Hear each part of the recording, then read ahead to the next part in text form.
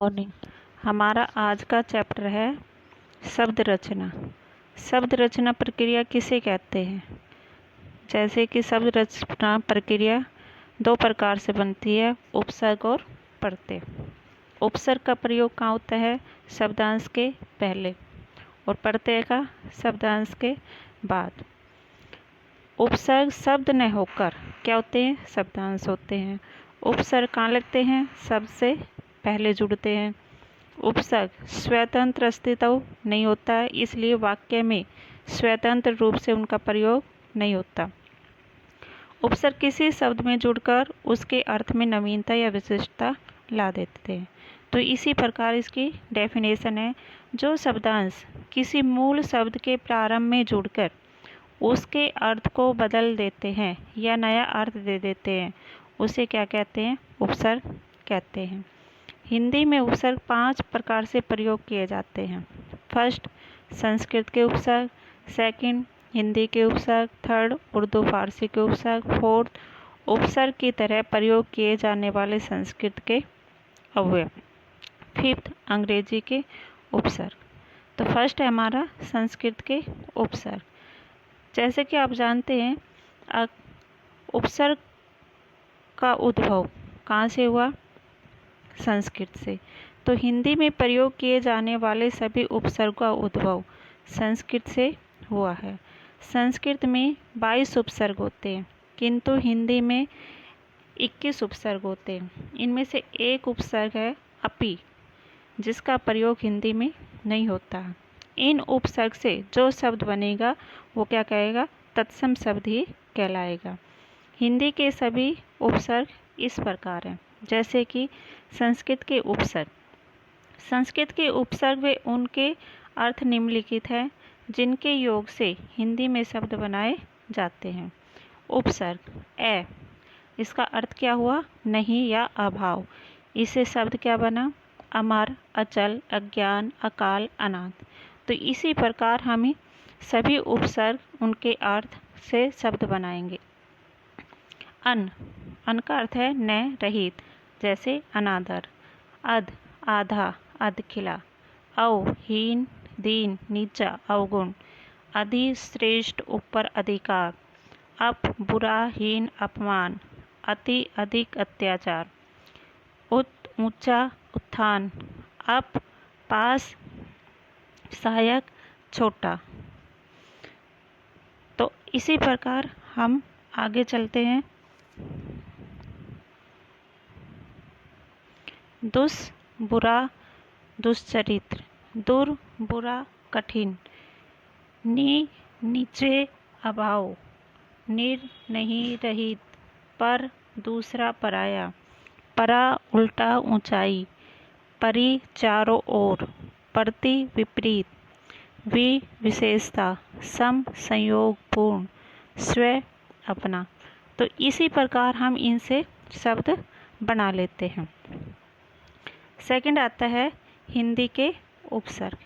हिंदी उपसर्ग उनके अर्थ तथा उनसे बनने वाले शब्द इस प्रकार हैं।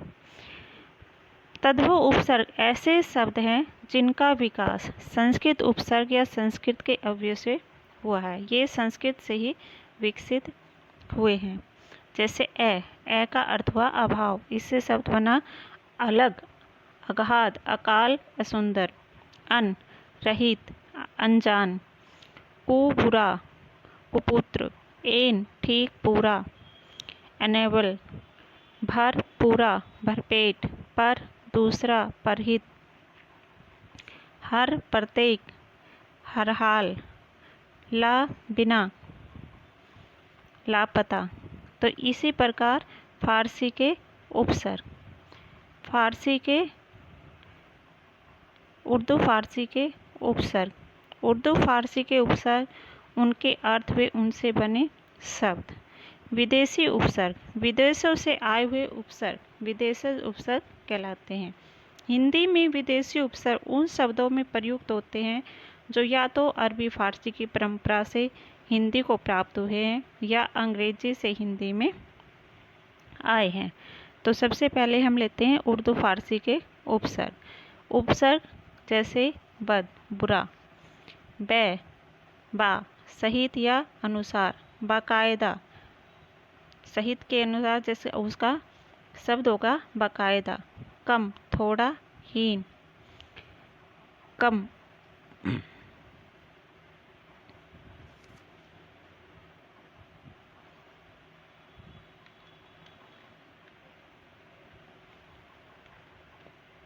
खुश अच्छा, खुशबू। गैर बिना विरुद्ध, गैर। हाजिर बे कमी बिना, बेशरम। ला बिना, लापता। हर प्रत्येक, हरदम, हरेक। हम साथ, समान, हमदम। तो इस प्रकार ये उनके उपसर्ग, अर्थ और उनसे बने शब्द। उपसर्ग की तरह प्रयोग किए जाने वाले संस्कृत के प्रमुख अव्यय। उपसर्ग की तरह प्रयोग किए जाने वाले संस्कृत के प्रमुख अव्यय, उनके अर्थ व उनसे बने शब्द इस प्रकार हैं। जैसे अध, अध का अर्थ है नीचे, उससे बना शब्द अधपतन। अंतर, अंदर, उपसर्ग बना अंतरात्मा। बही, बाहर, शब्द बने बहिष्कार। सत, सहित, अच्छा। सत्कर्म, शब्द बना सत्कर्म। पुनः, फिर, शब्द बना पुनर्जन्म। चिर, बहुत, शब्द बना चिरकाल। सह, सहात, शब्द बना सहचर। अंत, भीतर, शब्द बना अंतर्यामी। अंग्रेजी के उपसर्ग। अंग्रेजी के कुछ उपसर्गों का प्रयोग हिंदी में किया जाता है। जैसे उपसर्ग है हाफ, अर्थ हुआ आधा, शब्द बना half pant, half plate, half shirt. Vice, अर्थ है उप, vice captain, vice principal, vice admiral. ऐसे ही सब सहायक, सब एरिया कमांडर। डिप्टी, प्रतिनिधि, डिप्टी कलेक्टर। जनरल, सामान्य, शब्द बना जनरल स्टोर। हेड, सर, प्रधान, शब्द बना हेड मास्टर। तो इस प्रकार हमने जाना कि उपसर्ग कहाँ लगते हैं, शब्दांश के पहले लगते हैं, और प्रत्यय अब हम करते हैं प्रत्यय। तो प्रत्यय कहाँ लगेंगे, शब्दांश के बाद में लगेंगे। तो इसकी डेफिनेशन है प्रत्यय की। हिंदी भाषा में कुछ शब्दांश ऐसे होते हैं जो मूल शब्दों के अंत में जुड़कर नए शब्द बनाते हैं। ऐसे शब्दांशों को प्रत्यय कहते हैं। तो प्रत्यय के दो प्रकार है, कृत प्रत्यय और तद्धित प्रत्यय। तो फर्स्ट हम लेते हैं कृत प्रत्यय। क्रिया के मूल धातु रूप के अंत में जिन प्रत्ययों को जोड़कर संज्ञा या विशेषण शब्द बनाए जाते हैं उन्हें कृत प्रत्यय कहते हैं। और कृत प्रत्यय में धातु जुड़कर जो शब्द बनते हैं उन्हें क्या कहेंगे, कृदंत कहलाते हैं। तो इनमें बनने वाले शब्द क्या करेंगे, कृदंत शब्द कहलाते हैं। जैसे झूला, ठेला, झाड़ू आदि।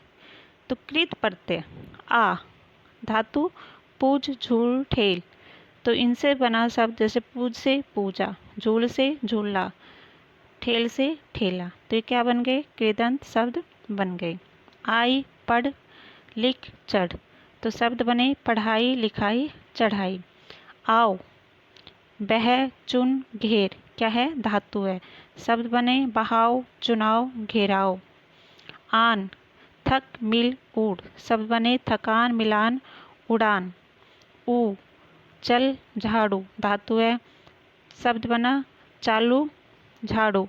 ई, बोल, हंस, झपट, शब्द बने बोली, हंसी, झपकी। यल, मर, सड़, अड़, शब्द बने मरियल, सड़ियल, अड़ियल।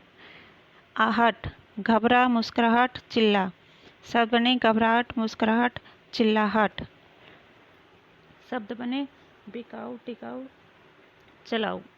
एया, नाच, गा, दे, शब्द बने नचैया, गवैया, देवैया। आँख, पढ़, लड़, उड़, शब्द बने पढ़ाकू, लड़ाकू, उड़ाकू। नी, चट, कतर, चटनी, कतरनी। ऐसे ही शब्द बने नी, चट। अब है तद्धित प्रत्यय। क्रिया को छोड़कर अन्य शब्दों के अंत में जुड़ने वाले शब्दों को तद्धित प्रत्यय कहते हैं। जैसे खेत जमा ई, तो ई क्या से बने? खेती। कुछ तद्धित प्रत्यय और उनसे बने शब्द, जैसे तद्धित प्रत्यय आई, मूल शब्द चतुर, लंबा, चौड़ाई, शब्द बने चतुराई, लंबाई। ऐसे ही आ का अर्थ है, मूल शब्द है भूख, प्यास।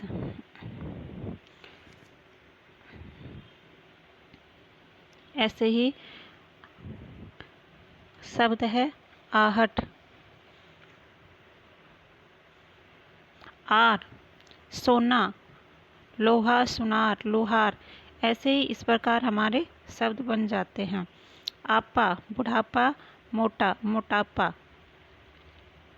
आस मीठा, खट्टा, मिठास। आहट कड़वा, चिकना, कड़वाहट। इका गायक, नायक, गायिका, नायिका। इक भूगोल, धर्म, भूगोलिक।